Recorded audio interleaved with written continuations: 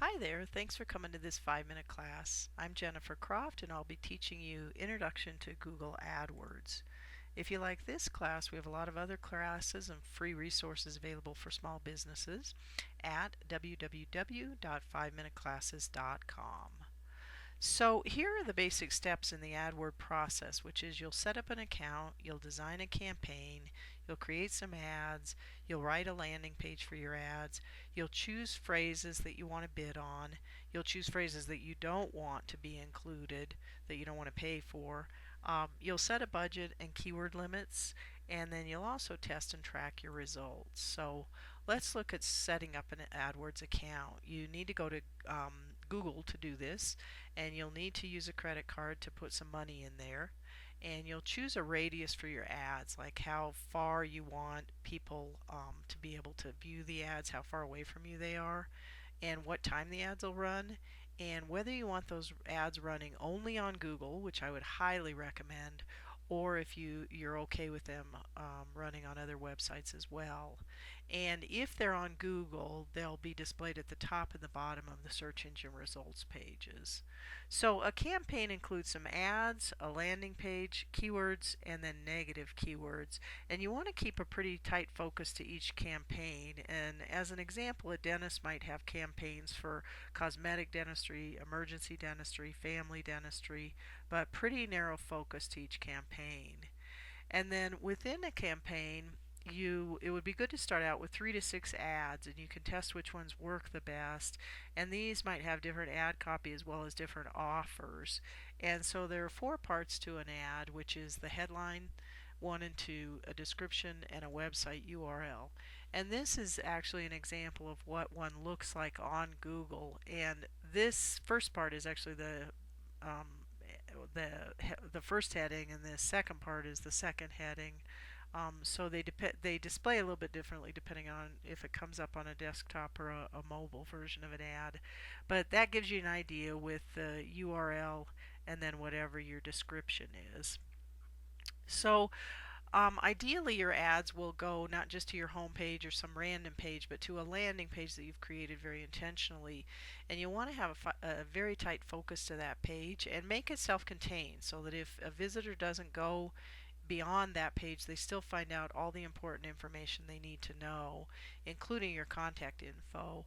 And you'll also want to link that page to other pages of your website and include some very specific calls to action. What do you want the visitors to do once they get there? So you'll choose which keyword phrases to bid on by doing some keyword research and seeing which ones are the most popular and also which ones cost the most or the least. And you want to keep the focus for your keywords really tight. These bids are expensive. These clicks are expensive. So you want to also be sure that you're choosing phrases that indicate that someone wants to buy something, not just that they're trying to get information. And as part of that, you'll either set a match type, and the default is broad match, that Google will display your ad when you show up for phrases that are even similar to the ones that you chose.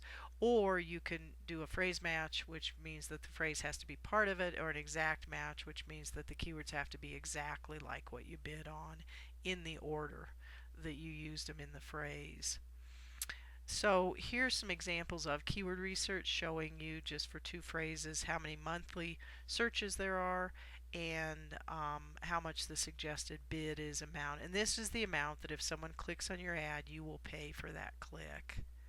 So you'll also want to choose negative keywords, and these are keywords that you don't want. If this keyword appears as part of your phrase, you don't want your ad to display. And these can be important. It might be words such as free, that you don't want people that are using that word to come if that's not something you're offering.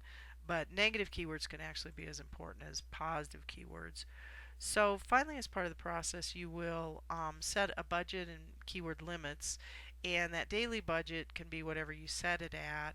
I would recommend that if you really want to get a good indication of whether AdWords is working, to spend at least 500 to 1,000 per month for a minimum of three months. and you'll need to go back and look and see if the amounts that you're bidding are high enough to actually be working. And if not, be patient. Don't just start buying on a bunch of off-topic keywords. Just be patient because it gets better every month.